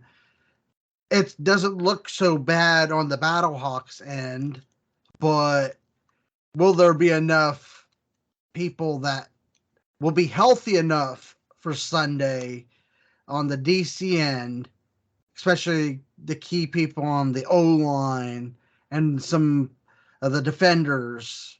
If they can't keep them healthy going into Sunday, then they may be struggling against St. Louis. And I hate that for any team, even if it was the Battlehawks. But if you're down 12 people due to limited or injuries or any potential detriment where they might not even play on Sunday, it's never good. So, maybe some of DC's players, improve going the next 3 days of training, because we're recording this on Wednesday. That's why I'm saying the next 3 days. Whether, there will be, these 12 or 13 on the list may end up only being 5. It's hard to tell. You still got time to go through and go through with the therapist and all that you have to do to potentially get the green light to go back on the field. But for certain, we know there's 4 players out. Yeah, you're 100% right. Injuries are going to play a big role. Whoever, I mean, I don't remember clearly all of the DC Las Vegas game, but I do remember seeing one of their defenders really needing a lot of help, or not one of their defenders, one of the defenders, an offensive lineman, really needing help to get off the field. Anytime you lose an offensive lineman, especially in a league like this, where or really any league where offensive line talent comes at a premium, you're going to have a hard time replacing them. So DC's kind of at a disadvantage a little bit, but the beer snake overcomes all disadvantages. I mean, if we're being honest, those fans are going to be absolutely raucous. St. Louis is, this iteration of St. Louis doesn't know what it's like to play in the Battle Dome yet. So to them, this game is going to be the toughest game that they've had with communication, because it's going to be loud. There's going to be a lot of people there. They're going to be hopefully throwing lemons. Hint, hint. Washington, don't screw up another fan or another team. Free the snake. Yep, free the snake. Leave it free. Let it be. But honestly, I do think St. Louis is going to win. Unless DC has figured something out with the Teamu and De'Aaron King situation.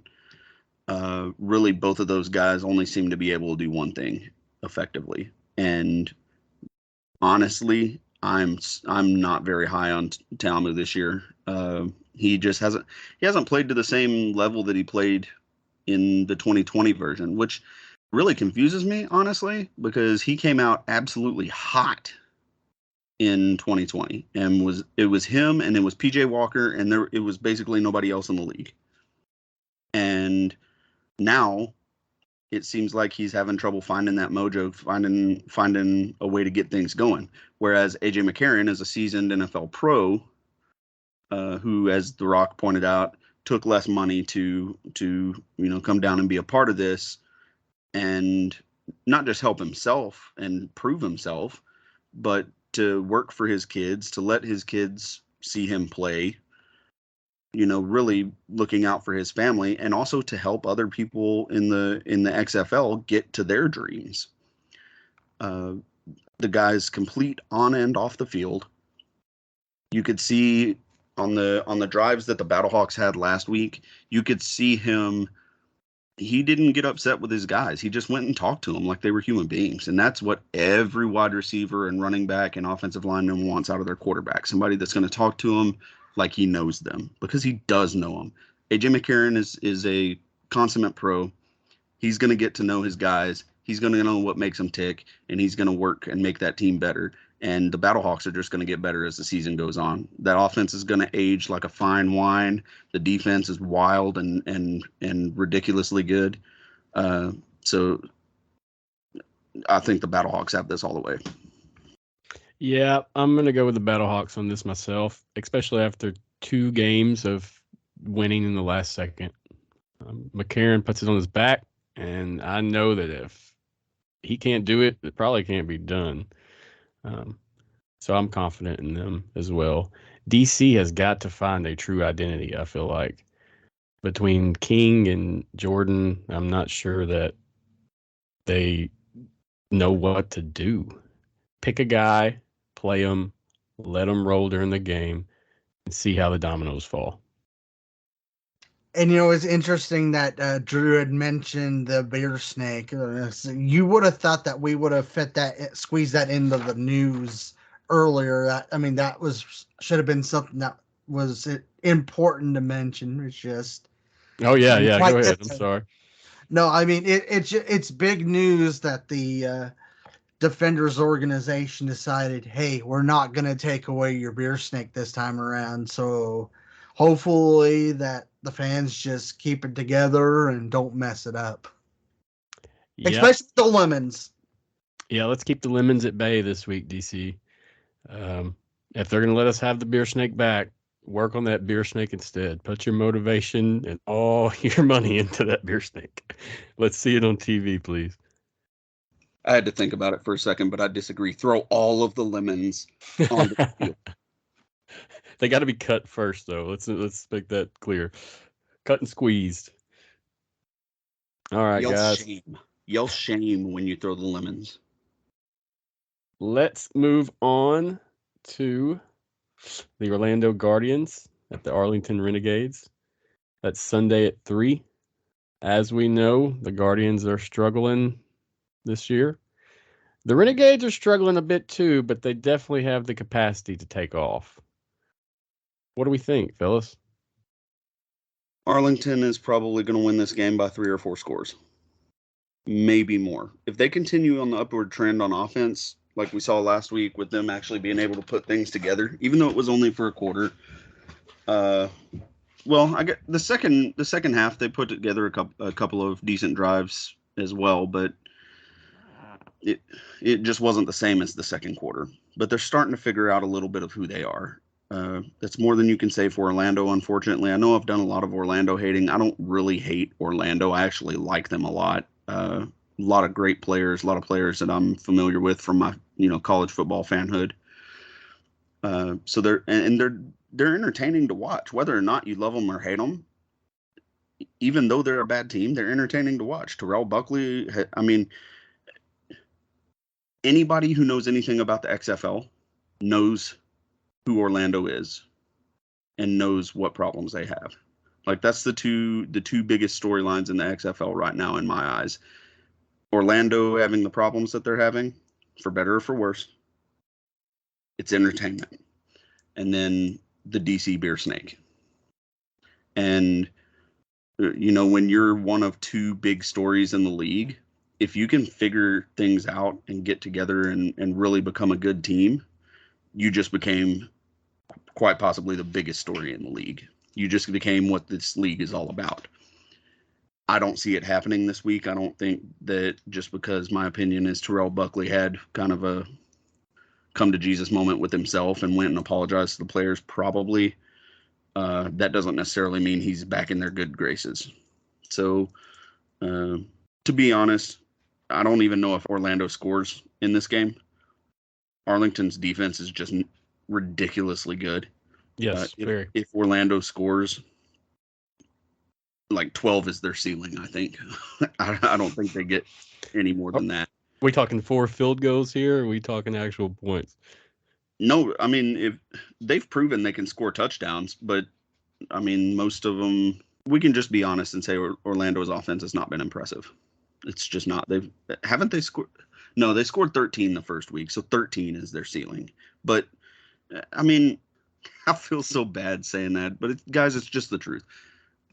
Arlington's probably about to destroy Orlando. Don't even really have to say too terribly much about it, especially if Plitt figures things out and they can figure that offensive line out and really, actually, not even figure the offensive line out. Their offensive line played great against Houston for 3 quarters.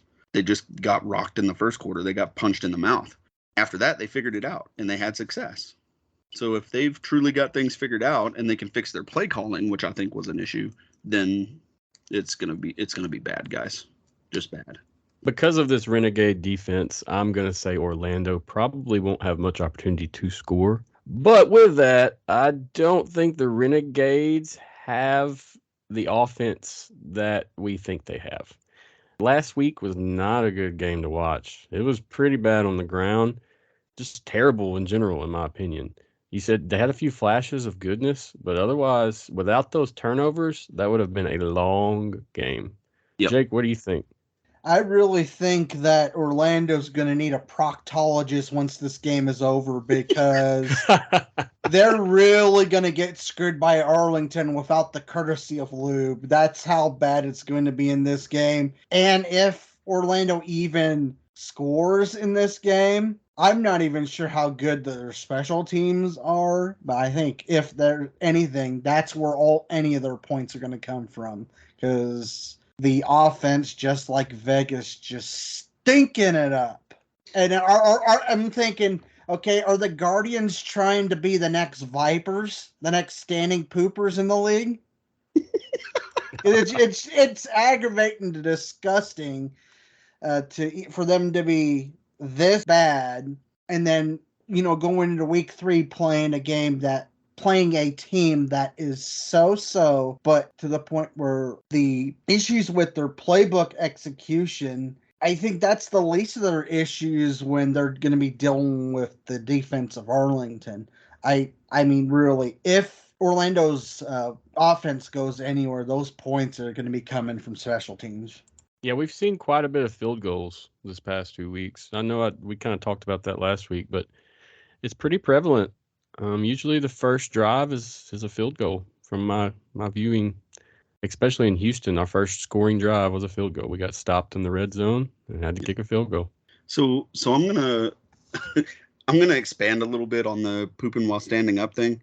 It's relevant because the reason the Vipers have well, it's not the reason, but a contributing factor to the reason that they have the name is because everybody recognizes the talent that Vegas has. They just do nothing with it. They stand there and they crack themselves in the game. Orlando doesn't even, at this point, it seems like they don't even know why they're out there together. It's almost like they went door to door and was like, hey, you want to play ball out back? And then out back turns out to be the stadium. Like they don't know where the bathroom is. So it's okay that they stand up and poop. It's not okay that the Vipers stand up and poop because at least they know. Shaman. Okay, guys, let's move on to our last matchup of the week. It's San Antonio at Houston. That game's at 7 on Sunday. That's the last game of the week. This is going to be a good one. If San Antonio doesn't come out and capitalize on the Houston mistakes, if there is any, they're not going to pick up the win. Drew, what you think? I highly doubt, and it stinks for me to say this because I love this guy. William Likely will likely not be returning punts. We've got too much talent to put back there that unless he really improves and practices in ball security and proves it to the coaches, I don't think he's out there anymore for punt returns. It may just be in his head right now.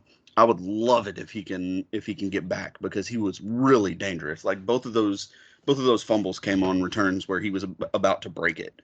So, he very clearly has the talent and the ability to do it. But we've got other guys that can do it and that are safer with the ball. And we made that change during the game, and it fixed itself. And to his credit, William Likely had a really good defensive game. Like he still went out there and made plays on defense, even after his two mistakes. So, that says a lot about the player. But overall, in terms of the matchup itself, I don't think, God, I keep saying this, man. I think it's going to be a two possession game. San Antonio's still trying to get their stuff together. They played against Orlando. Their defense is pretty good. The only thing I'll say is they definitely have a chance if they can get their running backs going. And Houston did really good stopping the run last week. Week 1, they didn't, but they were playing a lot of soft zone. So honestly, we don't really know a whole lot about Houston's run defense, but that Hines Ward is going to come out in the first half and really try and run the ball. San Antonio. Yeah, Hines Ward. He's the head coach. You said Houston. I was just going to correct it. I thought I said Hines Ward. Man, I am out of it. So San Antonio is definitely going to try and run the ball. They've come out and they definitely established it week 1, and then week 2 they tried their best to establish it, and then Jack Cohn just took over and destroyed Orlando's defense. But we'll see exactly what Jack Cohn brings to the table against Houston's defense, and we'll see exactly what that offensive line is made of. Right now, I don't see anybody other than Houston winning the league, right? Just the way that things are right now. St. Louis has an outside shot. Everybody else does not have a shot the way that things are right now. So as the season progresses, I expect that to change and possibly change drastically, maybe even have some names that we don't think are going to be there in the end right now step up and actually be there in the end. But I don't necessarily see this being close. I think Houston's got a broad advantage. Yeah, Houston's probably going to win by 2 scores. Do you see Silvers starting and playing the whole game, or do you see Cole McDonald getting some experience and time in this game? If they run the score up, then Cole McDonald will come in and play a lot. But Houston's going to run a two quarterback system. Situationally, they want to run Cole McDonald because he's really good at the read option. That's like his bread and butter. And he's not easy to tackle either. I mean, the guy's 6'3", like 230. Yeah, I mean, he's a big dude. So, and for him to run as fast as he does is just obscene. So you've got two guys. It's very similar to like I mentioned a bit ago, to the situation in DC, except Silvers is actually a good passer. He's not like an excellent passer, but he's more than sufficient for what Houston's doing on offense. And Cole McDonald is a really good runner, just like De'Aaron King is a really good runner. The difference between the two teams is Houston has a system figured out. They know exactly what they want to do with the two, and they do it. DC, on the other hand, seems like they're a little bit kind of off kilter with it. It works sometimes, it doesn't work others. They take different approaches. Whereas Houston, mid-drive will swap them out and have successful plays, and they're not just running successful plays and saying, "Oh, that worked, cool. Let's see what Silvers can do now." They're saying, "Oh, let's do this," and then immediately after have Silvers come back in and throw this or run this play because it's what Cole McDonald did, set up that play. Like they did it for a specific reason. So I don't know. I sound like a broken record probably, but Houston's playing chess and everybody else is playing checkers right now. Until that changes, I'm probably going to say Houston by 2 scores just about every week. Yeah, I knew we'd see the multi-approach coming in. I knew we'd see a couple different quarterbacks, running backs, receivers. All in all, I was glad with the Houston game because we did not get bored watching. New faces, new names, new numbers. It was exciting, with the exception of Silver's few picks or 2 picks and the one that got called back. Greatly enjoy watching that team, and I look forward to them in the long run winning that championship and bringing it home to Houston.